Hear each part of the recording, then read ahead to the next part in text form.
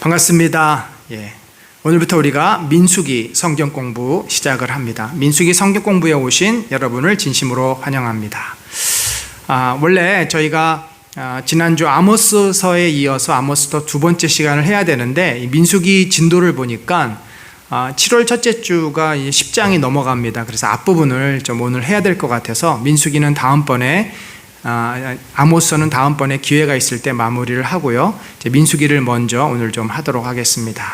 오늘 제목은 광야 행군을 위한 인구조사. 그래서 민수기 1장 앞부분을 함께 제가 봉독하겠습니다.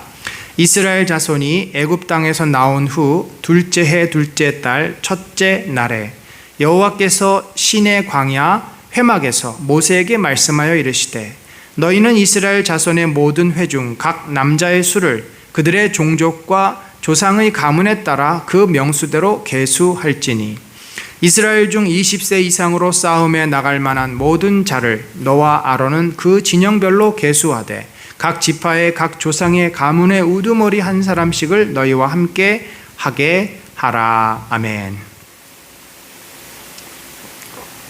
자, 여러분, 민수기서 하면은 어떤 책으로 기억을 하십니까? 민이 이제 백성의 수, 백성의 숫자라는 그런 말인데, 원어라든지 영어에도 이 민수기를 numbers라고 되어 있습니다. 숫자에 관한 책이다. 자, 이 겉으로 볼 때는 사람의 수를 세는 책이지만 그 내용을 보면 훨씬 더 깊은 의미가 있습니다. 그래서 우리가 민수기서를 앞으로 7월 한 달 동안 함께 민수기서 약 한 22장까지 저희가 한 3분의 2 정도 되죠. 그러니까 이 민수기서를 크게 두 부분으로 나누면 민수기서 22장까지가 출애굽 1세대에 관한 이야기고, 그다음에 23장에서 30 뒷부분까지가 출애굽 2세대에 관한 이야기입니다. 그래서 우리가 이제 7월 한 달 동안 이 민수기서를 함께 보도록 하겠습니다. 자, 그러면 민수기서를 말할 때는 이 민수기서가 도대체 구약 성경 가운데 어느 위치, 어느 지점에 있고 이 책이 의미하는 바가 뭔지를 우리가 먼저 살펴봐야 합니다. 자, 이 모세오경에서 위치를 보면은, 자, 여러분, 우리가 모세오경의 제일 첫 장이 뭐예요? 창세기죠. 인류가 어떻게 탄생했고 인간이 어떻게 죄를 졌고 하나님이 어떻게 우리를 구원하시기로 작정하셨는지, 이 창세기에 관한 이야기를 우리가 먼저 보죠. 그래서 창세기의 핵심은 그 타락한 인간을 구원하시기로 작정하셨고 그 대표 인물로 아브라함을 뽑으셔서 그와 언약을 하시는 장면인데, 아브라함 후손 가운데 이제 메시아가 올 것인데 그 후손이 어때요? 땅이 모래처럼 많고 또 그 후손이 영원히 하나님과 섬기면서 살 것이다. 그래서 이미 아브라함에게 이 교회, 이스라엘뿐만 아니라 교회에 관한 약속을 우리가 볼 수 있습니다. 자, 그 후 430년이 흐른 뒤로 이제 창세기 마지막이 요셉과 야곱이 이제 애굽에서 제외하는 장면이죠. 그때 야곱의 식솔들로 해서 내려간 인원이 70명이었는데 이들이 430년이 지나서 60만 명이 됩니다. 그리고 드디어 출애굽기에 보면은 출애굽을 하죠. 그래서 출애굽 19장에 보면 출애굽을 해서 어디까지 왔냐면 시내산, 이 시나이 반도 아래쪽 뾰족한 V자 그 아래쪽 약간 위에 있는 시내산, 이 시내산에 와서 이제 아브라함의 언약에 이은 신의 언약을 합니다. 그래서 너희가 나를 하나님으로 섬기면 너희는 내 백성이 되고 내 소유가 되고 제사장 나라가 된다. 이것이 이스라엘을 구원한 하나님의 목적입니다. 제사장 나라는 뭐예요? 그들을 통해서 열국이 하나님께로 돌아오게 하는. 그래서 우리는 이 사명을 베드로전서에서 베드로가 우리에게 너희는 왕같은 제사장이요 거룩한 백성이요. 그래서 우리로 하여금 이 시대에 세상 사람들이 주님께로 돌아오도록 하는 그런 사명을 주셨다. 그래서 이 출애굽기에서 이스라엘과 하나님의 언약을 맺으십니다. 그리고 나서 시내산에서 약 1년 동안을 머뭅니다. 바로 떠나지 않아요. 그래서 그때 무슨 책을 주셨냐면 레위기를 주십니다. 시내산에 머물면서 이제 하나님과 이스라엘 백성이 언약을 했으니까 함께 지내야 하지 않습니까? 이 언약은 결혼 언약과도 연결이 돼요. 이제 하나님께서 이스라엘 백성과 함께 하시겠다, 함께 살겠다, 그 언약이죠. 그럼 함께 살려면 집을 져야 되잖아요. 이스라엘 백성과 하나님이 함께 살 수 있는 집을 졌는데 그 집이 바로 성막입니다. 그래서 출애굽기는 성막의 설계도와 성막을 짓는 장면이 나오죠. 그래서 이 성막은 이동용 텐트입니다. 이스라엘 백성이 광야에 있으니까 하나님도 저 높고 높은 그 영광스러운 보좌에서 내려오셔서 이스라엘처럼 광야, 덥고 춥고 한 그 광야에서 함께 머물겠다. 이게 하나님이 우리와 함께 하시고자 하는 하나님의 마음이죠. 그래서 그 하나님이 계시는 곳을 이제 만들었는데 가장 중요한 것은 뭐냐면 구별성입니다. 구별성. 왜냐하면 하나님은 거룩한 분이시기 때문에. 그래서 이스라엘 회중의 센터에 이 거리를 두고 약 1km씩 거리를 두고 회막을 짓고 또 성막을 짓고 해서 하나님이 거하는 초소를 만듭니다. 그리고 이 성전, 이 성막에 나올 때 어떻게 해야 되는가? 그들이 하나님과 함께 지내고 함께 하나님의 은혜를 받기 위해서 그들이 무엇을 해야 되나? 그것이 바로 제사 제도입니다. 제사에 대해서 레위기가 설명해 주고 뿐만 아니라 하나님의 백성으로서 그들이 어떻게 살아야 되는가? 그게 이제 율법에 대한 내용인데 물론 출애굽기도 일부 나오지만 레위기에 굉장히 자세하게 쭉 나와 있습니다. 사회법에 대한 거, 국가법에 대한 거, 여러 위생법에 대한 거, 또 사유재산에 관한 거, 민사소송에 관한 거 여러 가지 문제가 나오게 됩니다. 그리고 나서 약 1년 후 드디어 2년 2월이라는 게 뭐예요? 두 번째 해. 그러니까 1년이 지나고 두 돌이 오기 전에 2년째 2월 20일 연초죠. 이제 드디어 시내산을 출발해서 어디로 가요? 가나안 땅으로 진격을 해갑니다. 아주 힘찬 출발입니다. 그래서 그때 이 200만 명에 해당되는 이스라엘 백성이 오합지졸로 그냥 막 광야에 모래 이렇게 메뚜기처럼 막 그렇게 가는 것이 아니라 질서를 가지고 하나님을 모시고 가니까 하나님이 어떤 분이에요? 질서의 하나님이고 거룩한 하나님이지 않습니까? 그래서 하나님과 함께 그들이 어떻게 이 광야로 행진해 나갈 것인가를 이제 기록하는 책이 민수기고 뿐만 아니라 이 행진은 무슨 행진이에요? 어디 소풍 갑니까? 어디 놀러 가는 게 아니라 정복 전쟁을 하러 가는 겁니다.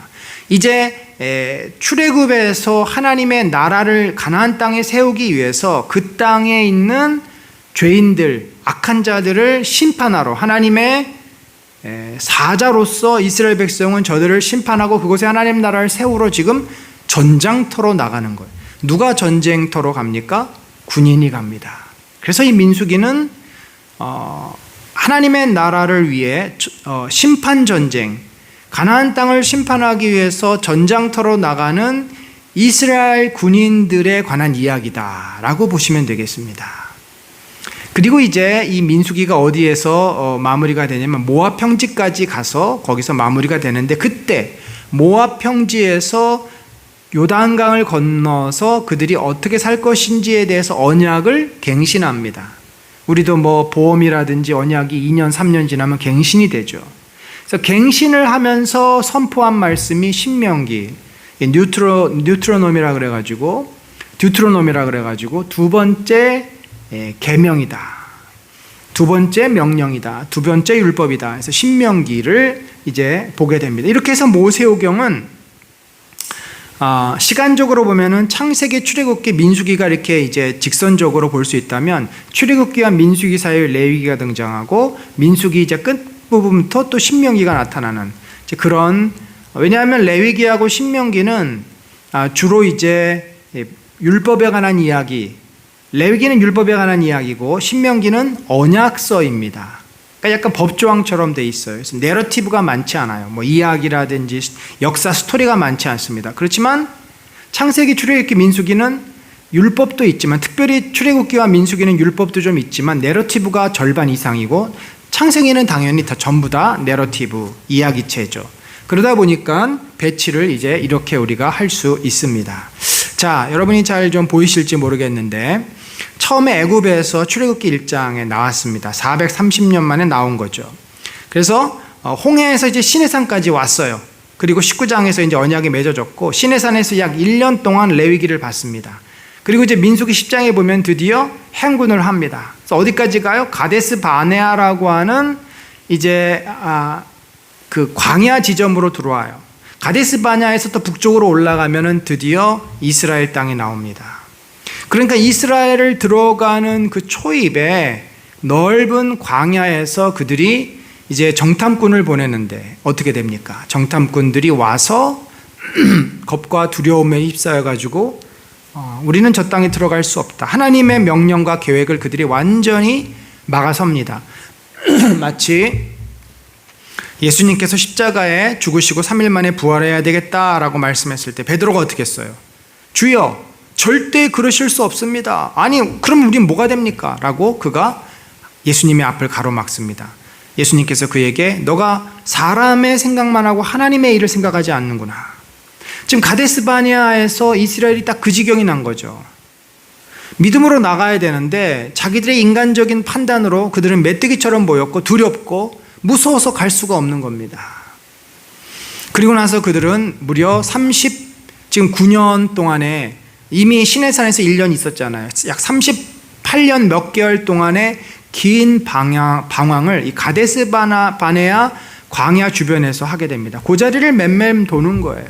무려 38년 동안이나. 그리고 나서 모압 평지에 가서 드디어 마지막 장까지가 기록이 됩니다. 자, 그러면 민수기를 왜 기록했는가 봅시다. 자, 아까 말씀드렸죠. 민수기에서는 출애굽 1세대와 출애굽 2세대가 나옵니다. 이 출애굽 1세대가 결정적으로 광야에서 생을 마감할 수밖에 없었던 사건이 가나안 정탐 사건입니다.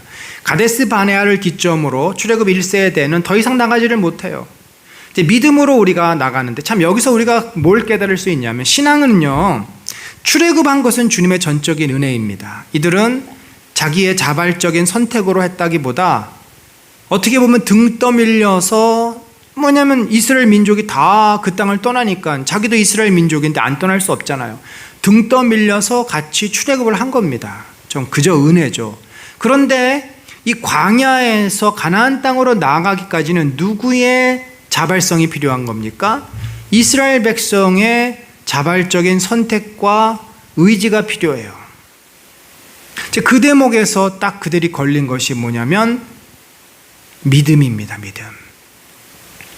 가나안 땅으로 들어가기까지는 많은 믿음이 필요합니다. 광야에서 이 아무것도 없는 이 땅에서 생존하기 위해서 하나님만 바라보는 믿음이 필요하고, 가나안 땅에 들어가서도 그 땅에 있는 이방 민족을 쫓아내고 그 옛 습관, 죄악된 삶을 버리려면 많은 불이익을 당할 것 같아요. 왜냐하면 그 땅에 있는 자들은 이미 우상을 섬기고 자기들이 갖추고 있는 시스템이 있었는데 그걸 다 부인해버리고 깨트려버리면 이스라엘 백성이 들어가서 뭘 어떻게 해야 될지를 모르는 거죠. 그러나 하나님은 과감하게 그 땅을 정복하라 하셨고 그 땅의 죄악들을 다 제거하라 하셨습니다. 그 하나님의 말씀을 믿고 나가면 그 땅이 옥토로 변하고 축복의 땅으로 변하는데, 믿음이 없는 자들은 어떻게 돼요? 못 올라가는 거죠. 가나안 사람들이 두려워서 못 올라가는 겁니다. 자, 이렇듯이 우리가 이 땅에서 천국의 축복을 누리기 위해서 가장 필요한 것은 믿음입니다. 믿음. 이스라엘 1세대는 가데스 바네아에서 그들의 정탐꾼들의 부정적인 보고를 받아버리고 여호수아와 갈렙의 긍정적인 보고는 받지 않습니다. 그 결과 그들은 하나님의 계획을 무시하고 방해하고 무너뜨리고 하나님의 명령을 불순종하는, 결국 믿음이 없으므로 인간적인 생각으로 그들은 거기에서 한 걸음 더 나가지 못하는, 그래서 하나님 선택한 게 뭐예요? 그 자리를 맴맴 돌게 하는 거죠. 다시 애굽으로 돌려보내시진 않습니다. 그건 너무 잔인한 일이죠. 그러나 앞으로 나갈 수도 없어요. 하나님은 앞으로 데리고 나가고 싶으면 저들이 거부하고 있는 겁니다. 이게 우리의 어떻게 보면 일반적인 신앙의 모습이 아닌가 싶습니다. 여러분 정말 심각하게 생각해야 합니다. 우리가 믿음을 가지고 가데스 바네아를 반드시 넘어가야 되는데 우리는 저들 앞에 메뚜기 같다. 얼마나 안타까운 모습인지 몰라요.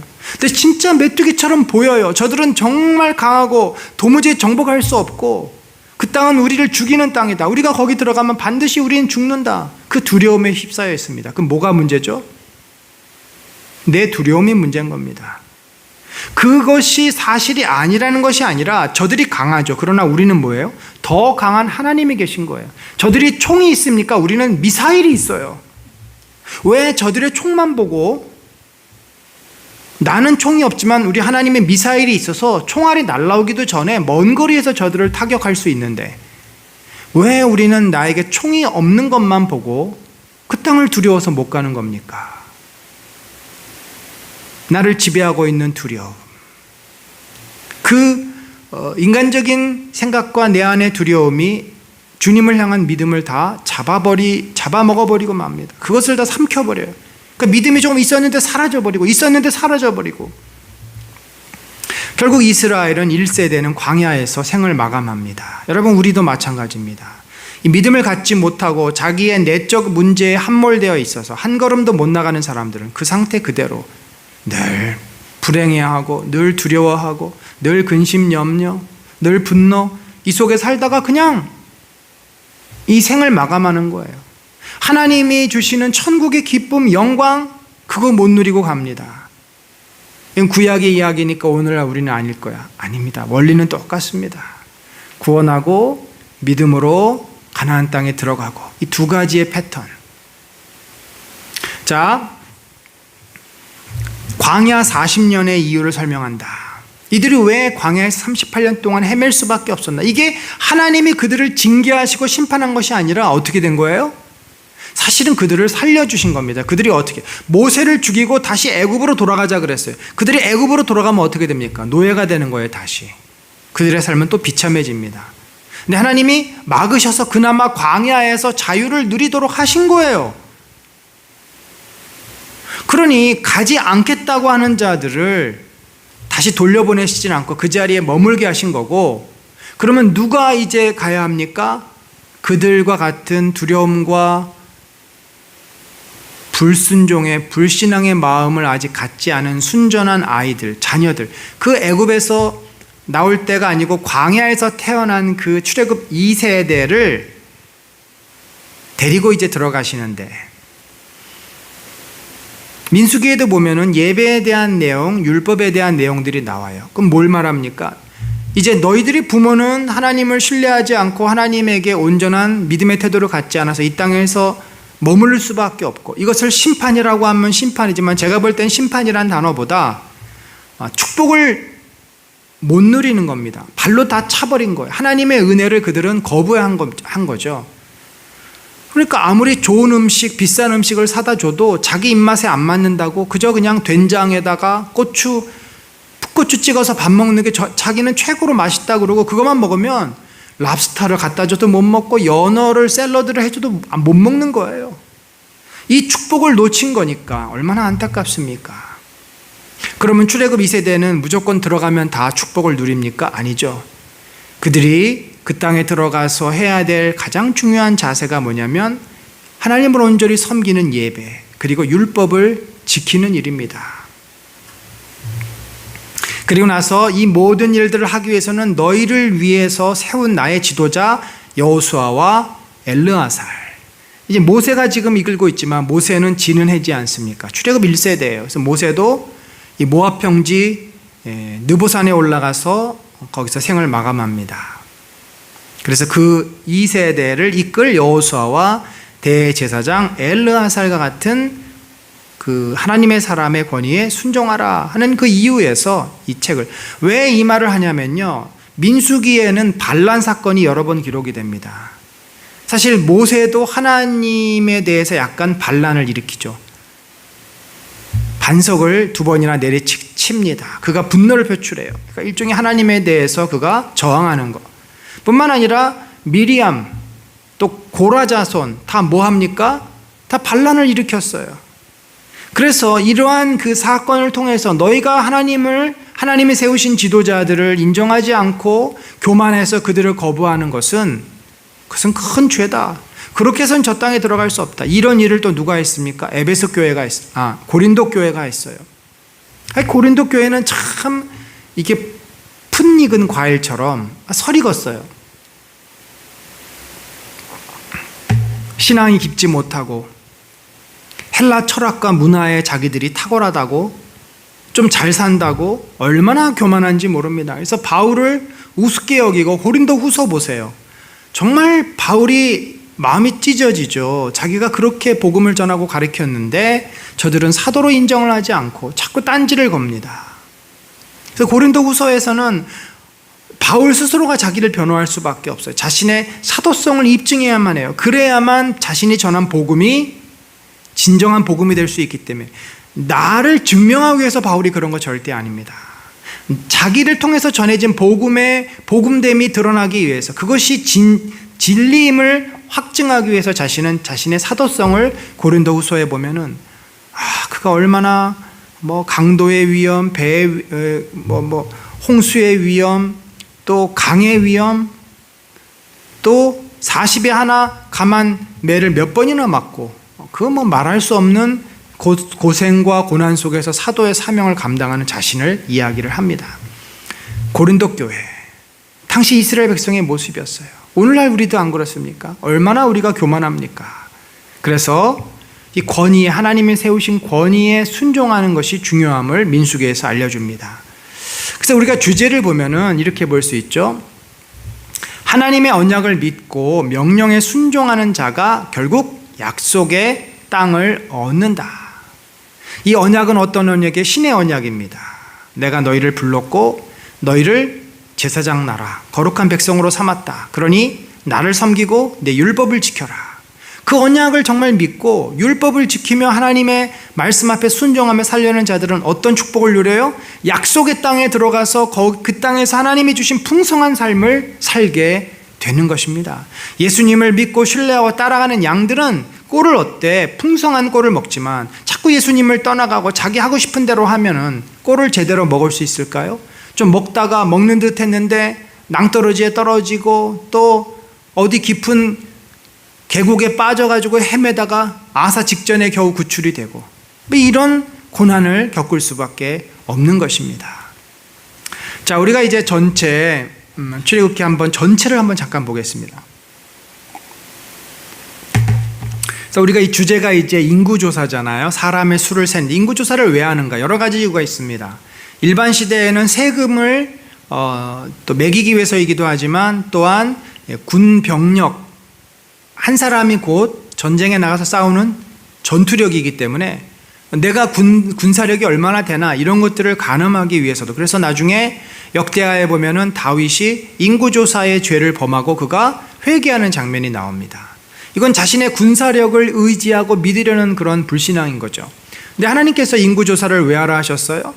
이스라엘 백성이 이제 가나안 땅으로 진군하기 위해서 전열을 가다듬고 그들의 조직을 정비하고 또 역할을 구분하고, 이런 일들을 위해서, 쉽게 말하면 군대를 재편성하고 효율적인 군대, 여호와의 정복전쟁, 여호와의 심판전쟁을 위해서, 하나님 나라의 회복을 위해서 효율적인 군대의 조직을 만들려는 목적으로 인구조사를 한 것입니다. 그래서 25장까지가 1세대에 대한 인구조사였고요. 그 다음에 26장, 36장까지가 이제 순종의 땅의 약속의 땅에 순종으로 들어갈 2세대에 대한 인구조사. 또 21장까지 보면은 출애굽 1세대를 어떻게 또 끊을 수 있냐면, 세렛 골짜기 전까지, 그리고 출애굽 2세대는 세렛 골짜기 이후의 사건을 또 우리가 이렇게 볼 수 있고요. 또 지리적인 기준에서 보면은 시내산에서 1장에서 10장까지가 시내산 이야기, 또 10장에서 21장까지가 광야, 또 22장에서 36장은 모압 평지. 그래서 시내산, 광야, 모압 평지. 광야라는 가데스 바네아 주변이죠. 그래서 이거를 또 이야기 흐름을 전체로 보면은 21장까지가 출애굽 1세대에 관한 이야기, 22장부터 36은 출애굽 2세대에 관한 이야기. 그래서 전반적으로 보면은 1세대와 2세대가 지역과 여러 상황에 따라서 이렇게 나뉘어지는 것을 보게 됩니다. 자, 그럼 우리가 오늘 좀 더 살펴볼 내용을 자세히 보면은, 자, 출애굽 1세대에 대한 이야기를 이번 7월까지 우리가 할 겁니다. 이제 그 중에서 이걸 절반으로 나누면 10장 10절까지가 1세대가 이제 행군을 위한 준비 과정, 전열을 가다듬고 역할을 구분하는 그런 내용이고요. 그 다음에 10장부터 21장까지는 이들이 행진을 해서 가데스 바나에 갔지만 결국 하나님을 신뢰하지 못하고 실패해서 거기서 많은 문제들을 겪습니다. 불순종하고 반란을 일으키고 아주 그냥 문제아가 돼버린 거죠. 그래서 그들을 하나님께서 어떻게 징계하시고 어떻게 그들을 다스리시는지에 대한 내용을 우리들이 살펴봅니다. 그래서 오늘은 우리가 행군을 위한 인구조사하는 내용, 일반 백성과 레위인을 인구조사하는 내용을 4장까지 볼 거고요. 또 이제 그 다음부터는 나머지 이야기들을 살펴보도록 하겠습니다. 그래서 전체적인 이야기를 보면은 오늘 다룰 내용이 행군을 위한 인구조사 12지파에 대한 게 1, 2장. 그래서 이 12지파는요 뭘로 부르셨어요? 군대 조직으로 부르신 겁니다. 그래서 군대로 계수하는 거예요. 그 다음에 3, 4장은 레위인, 하나님의 성막과 성전을 위해서 섬길 봉사자에 대한 그런 내용입니다. 그리고 이제 5장부터는 행군을 위한 준비의 내용들. 자, 1장을 한번 봅시다. 오늘 1장부터 4장까지. 우리가 명확하게 기억해야 될 것은 단순히 우리가 요즘 하는 인구 센서스 이게 아니라 군대를 재편하는 그러한 군대 조직을 만드는 과정이다. 그래서 시기는 언제냐면 2년 2월 1일, 그러니까 두 번째 해죠. 1년을 시내산에서 보냈고 두 번째 2월에 인구조사를 합니다. 전열을 가다듬고 이제 진격을 해 나가는 거죠. 장소는 시내 광야 회막에서. 그 다음에 대상은 20세 이상 싸움에 나갈 만한 모든 남자. 자, 이걸 보면은 이게 군대 수를 세는 것임을 알 수 있죠. 그 다음에 방법은 진영별로. 그러니까 이게 진영이라는 것이 지파에 따라 큰 무리를 이룬 하나의, 요즘으로 말하면은 한 사단급, 군단급, 이렇게 60만 대군으로 한다면 한 지파가 사단에 해당되겠고, 세 사단이 모이면 군단이 됩니다. 그래서 1군단, 2군단, 3군단, 4군단, 각 군단별로 약 한 15만 명. 그러면 그걸 셋으로 나누면 사단별로 5천 명. 그거 상당히 놀라운 것이요. 요즘 우리나라 군대 제도와 얼마나 잘 맞아 떨어지는지 모릅니다. 여러분, 우리가 60만 대군이잖아요. 그리고 한 사단이 3,000명 전후입니다. 3,000명에서 5,000명. 기계화 사단은 좀 적고. 그렇다고 하면은 얼추 비슷하게 그렇게 사단이 모여서 군단이 되고, 또 군단이 이제 이렇게 이스라엘 백성을 대변하는 그런 형식으로 지금 되어 있다. 자, 2절에서부터 보면은 너희는 이스라엘 자손의 모든 회중 각 남자의 수를 그들의 종족과 조상의 가문에 따라 그 명수대로 계수할지니 이스라엘 중 20세 이상으로 싸움에 나갈 만한 모든 자를 너와 아론은 그 진영별로 계수하라. 자, 그래서 인구 조사를 할 지휘관을 먼저 선출합니다. 지휘관의 명단을 쭉 불리고요. 그 다음에 드디어 인구를 조사해서 얼마를 얻었어요? 60만 3,550명. 예, 거의 60만 대군하고 비슷합니다. 여기에 여자와 또 아이들까지 더하면 약 200만 명이 되는 거죠. 그러니까 플러스 3이니까 곱하기 3 하면은 3, 4 정도 하면 거의 200만 명에 가까운 사람이 출애굽을 해서 광야에 있는 겁니다. 그런데 레위인은 따로 세지 말라 그랬어요. 이는 레위인은 따로 자기들끼리 계수를 하고 조직을 갖추기 위해서이죠. 레위 지파만은 계수하지 말며 그들을 이스라엘 자손 중에 넣지 말고, 그러니까 이스라엘 백성에 넣어서 전쟁에 나가서 싸우게 할 그런 목적이 아니라 레위인은 따로 성막을 관리하는 하나님께 속한 자로 구별을 하는 겁니다. 그래서 그들을 이스라엘 자손 계수 중에 넣지 말고 그들에게 증거의 성막과 그 모든 기구와 그 모든 부속품을 관리하게 하라. 자, 2장에 보면요, 진 배치와 행군 순서가 나와요. 자, 진이라는 게 뭡니까? 이 군대가 머무는 그 장소죠. 자, 진을 치는 방법은 진영의 군기와 자기의 조상의 가문의 기호의 곁에, 그래서 이제 군기가 걸려 있고 어떤 또 가문의 기호들이 있어요. 그러니까 그런 걸 보면서 여기는 이사갈 지파, 여기는 유대 지파, 이렇게 아는 거죠.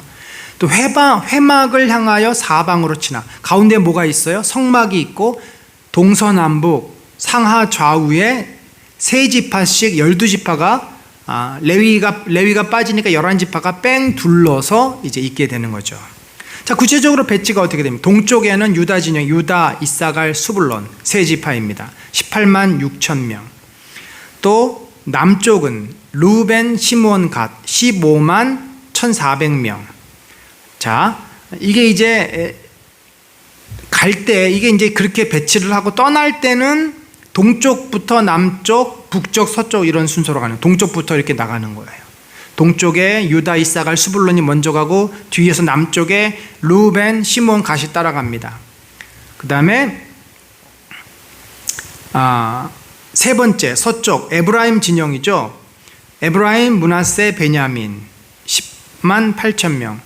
이제 서쪽에서는 제3대로 붙고 마지막 북쪽이 마무리로 단, 아셀, 납달리, 그렇게 이제 지파들이 구성이 되어 있습니다. 이상은 이스라엘 자손이 그들의 조상의 가문을 따라 계수된 자니 모든 진영의 군인 곧 계수된 자의 총계는 60만 3,555명이며 레위인은 이스라엘 자손과 함께 계수되지 아니하였느니라. 자, 여기 재미난 것은 에브라임과 므낫세가 원래 요셉 지파인데 이렇게 둘로 돼 있어서 레위가 빠져도 12지파가 됩니다. 에브라임, 므낫세, 베냐민, 또 단, 아셀, 납달리, 또 루벤, 시므온, 갓, 유다, 이사갈, 스불론. 그래서 12지파가 33333 이렇게 된 거죠.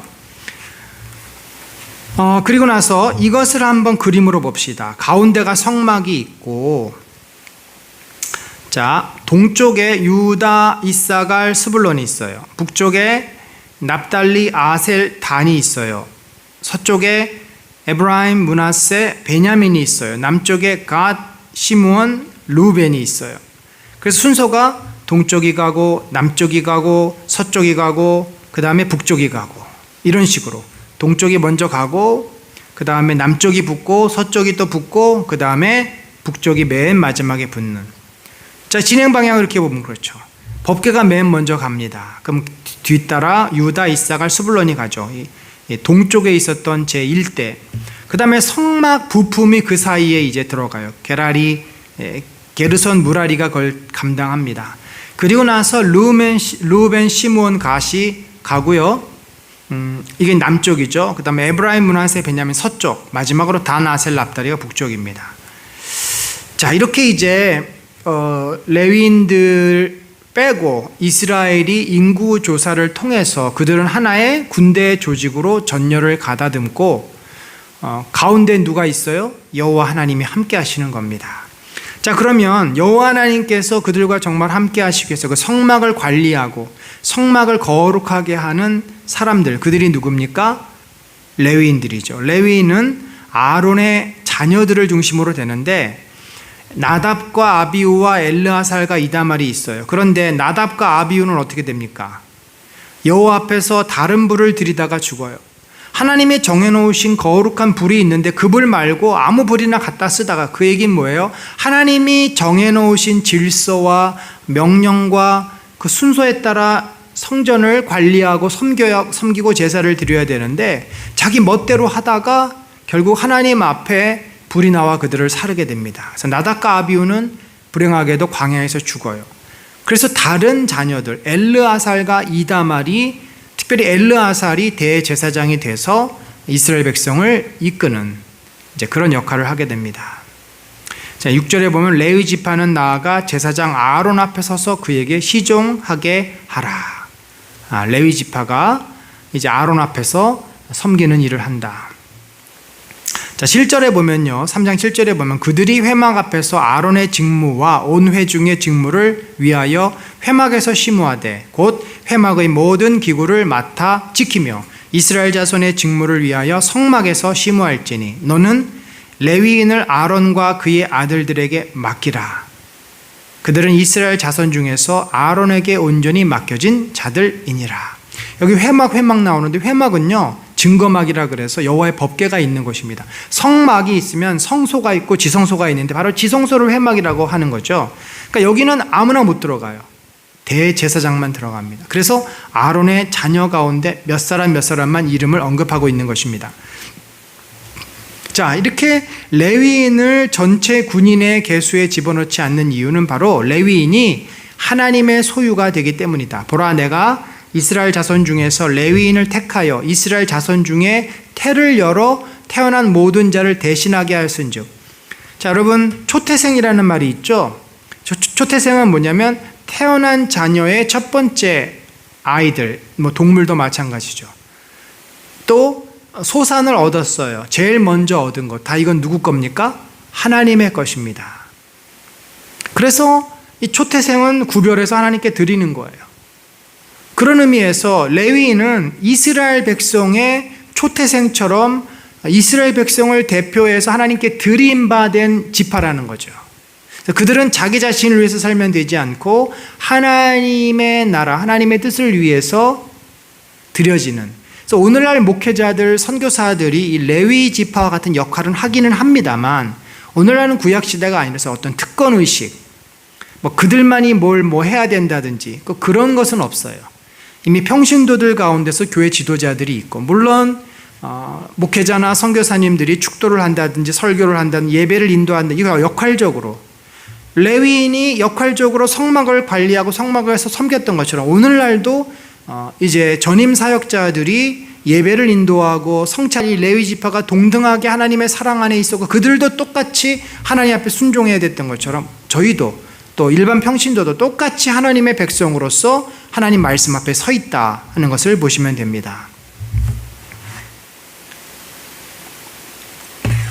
자, 뒷부분에 레위인에 관한 인구조사 이야기가 나오는데, 자, 레위 자손의 1개월 이상 된 남자를 계수하라. 그러니까 뭐예요? 모든 남자가 다 해당이 됩니다. 그래서 레위 아들들의 이름을 부르면 게르손, 고핫, 무라리가 있어요. 그래서 게르손의 아들들은 림니와 시므이고요. 고핫의 아들들은 아므람과 이스엘과 헤브론과 우시엘이에요. 무라리의 아들은 말리와 무시입니다. 그러면 이제 레위 아들들의 종족, 이 게르손, 고핫, 무라리죠. 종족 가운데서 계수된 인원이 있고 이들이 이제 진마다 배치가 됩니다. 그리고 지휘관이 있고요. 회막에서 맡을 일을 순서대로 이렇게 이들이 돌아가면서 하고 있다 하는 것을 기록을 합니다. 자, 이걸 표로 보면요. 레위의 아들들이 누구예요? 게르손, 고핫, 무라리. 그래서 이 세 종족이라고 할 수 있죠. 아들들이 종족이에요. 그러니까 큰 지파입니다. 이 가운데 게르손의 자녀 림니와 시므이라고 하는 또 서브 종족이 나온 거예요. 그 가운데도 엘리아삽이라는 지휘관이 뽑혔고, 또 고핫 자손 가운데는 아므랍, 이스알, 헤브론, 우시엘이라고 하는 종족이 있었고 그 가운데 엘리사반이 리더가 됩니다. 또 무라리는 말리와 무시라고 하는 종족의 수리엘이 리더가 됩니다. 인원을 보면 얼추 7천 명 정도, 8천 명 그렇게 되죠. 그래서 진의 위치는 성막 뒤 서쪽, 게르손은 서쪽, 그 다음에 고핫은 성막 남쪽, 그 다음에 무라리는 성막 북쪽, 이렇게 세 위치가 있고요. 임무는 덮개와 장막과 줄을 관리, 또 고핫은 성소의 기구들을 관리, 무라리는 성막의 기둥 뼈대를 관리한다고 볼 수 있습니다. 자, 마지막 4장을 봅시다. 이제 4장도 이제 레위인의 수를 계수한 다음에 레위인이 해야 될 봉사의 역할을 이제 규정해 주죠. 그래서 계수를 하라는 명령과 그 기준과 목적이 무엇인지, 또 임무는 무엇인지, 주의할 내용은 뭔지 이렇게 쭉 기록이 되어 있습니다. 그래서 20절까지는 고핫 자손에 관한 이야기, 28절까지는 게르손 그리고 무라리 자손에 관한 인구조사 이야기가 나옵니다. 그래서 결과가 나온 게 고핫 자손은 몇 명이에요? 2750, 게르손 자손은 2630, 무라리 자손은 3200. 아마도 이 무라리 자손은 이 성전의 기둥, 무거운 것들이 많아서 인구수가 많은 게 훨씬 그의 역할에 적합하겠다 생각이 듭니다. 자, 이 레위인을 계수한 결과 8580명이 계수되었는데, 자, 이들에 대한 이야기가 이렇게 나옵니다. 모세와 아론과 이스라엘 지휘관들이 레위인을 그 종족과 조상의 가문에 따라 다 계수하니 30세부터 50세까지 회막 봉사와 매는 일에 참여하여 일할 만한 모든 자, 곧 그 계수된 자는 8580명이라. 그들이 할 일과 짐을 매는 일을 따라 모세에게 계수되었으되 여호와께서 모세에게 명하신 대로 그들이 계수되었더라. 그러니까 이들이 노는 게 아니에요. 성막에서 하는 봉사가 있어요. 기구를 옮기고 관리하고. 그래서 그들은 다 역할이 있고 거기에 따라서 이들은 이제 계수가 된 거고, 특별히 모든 레위인 종족이 원래 갓난아이부터 이제 계수가 되었는데, 여기서는 뭐예요? 30에서 50세 실제 나가서 봉사할 수 있는 나이. 그래서 이제 3장과 4장을 비교해 보면요, 뭐 순서는 똑같아요. 게르손, 고핫, 무라리 종족별로는. 근데 4장에서는 고핫, 게르손, 무라리 직무별로는 좀 다릅니다. 기준도 3장에서는 1개월 이상 남자아이면 다 계수를 했지만 4장에서는 실제 일을 할 수 있는 제사장 역할을 할 수 있는 나이. 왜 그렇게 목적을 했나? 이스라엘의 대속을 위해서 이 레위인들이 계수가 된 거고요. 그 다음에 4장에서는 성막의 시물을 위해서 이 일을 한 겁니다. 그 다음에 차이가 있다면 성막을 중심으로 진영이 배치됐죠. 3장에서는. 4장에서는 진영이 떠날 때 임무가 무엇인지를 부여를 합니다. 그래서 조금 차이가 있습니다. 자, 여러분, 이제 우리가 마지막 부분인데, 인구조사를 왜 하나? 인구조사는 의미가 뭔가?